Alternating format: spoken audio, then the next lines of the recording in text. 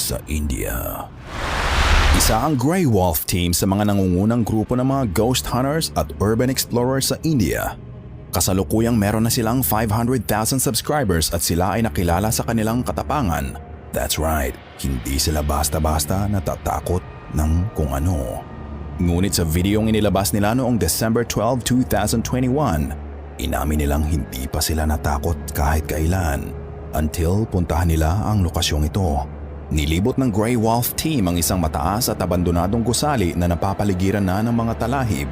Dati itong apartment complex na sa pagdaan ng panahon, naging site ng iba't ibang illegal at karumal-dumal na krimen bago ito tuluyang naabandona.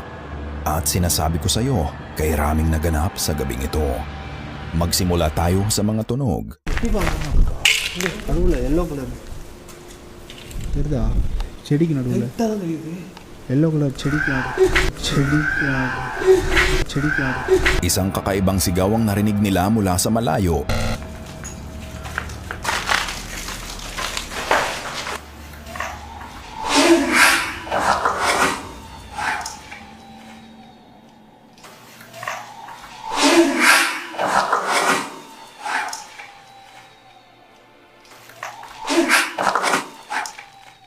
Isang matinis na tili ang narinig mula sa madilim na parte ng pasilyo.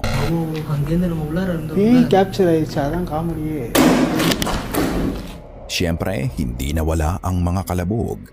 Ngunit bukod diyan, ito ang mga tunog na mas mahirap maipaliwanag.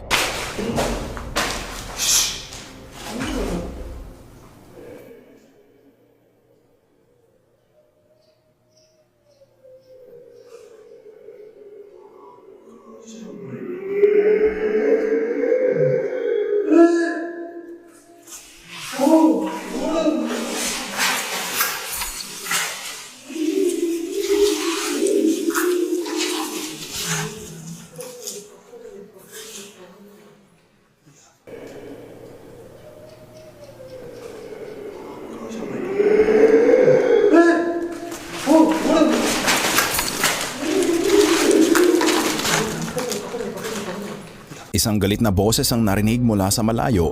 Hindi maintindihan kung galing ba ito sa tao o hayop. உன் காதலியை நீ தான் கொண்டுட்டியாடா? டென்ட் பண்ற மாதிரி இருக்குது.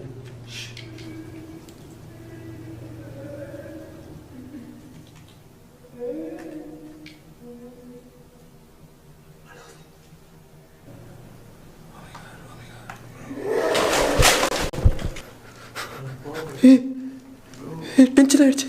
Ang isang pag-iyak o pag-ungol ay bigla na lamang naging pag-atungal, tila ba galit na galit o nahihirapan ng kung anumang pinanggagalingan ng boses. Ngunit saan ito nagmumula? Nakuhaan rin nila ang mga anino. Bro.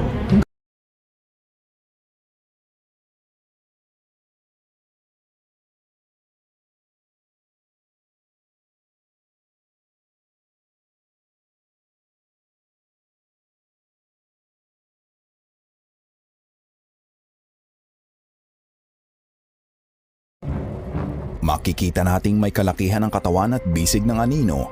May isip mong baka ito ay isang tiyonggo o gorilla o di kaya isang Bigfoot. Ano't ano pa man, mukhang figure ito ng mapanganib na halimaw.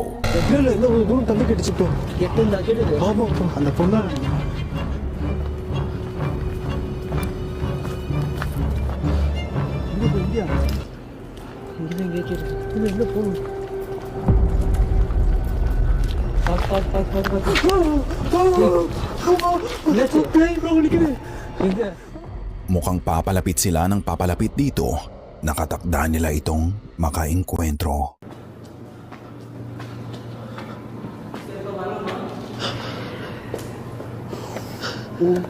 bro.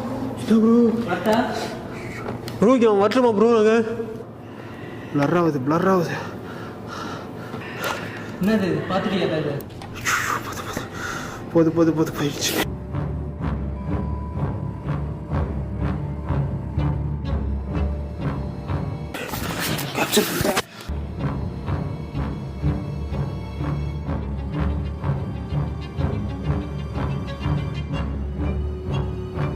Hindi na nila hinintay na makalapit ang halimaw sa kanila. Sabay-sabay na silang takot na nagpulasan para sa sariling kaligtasan.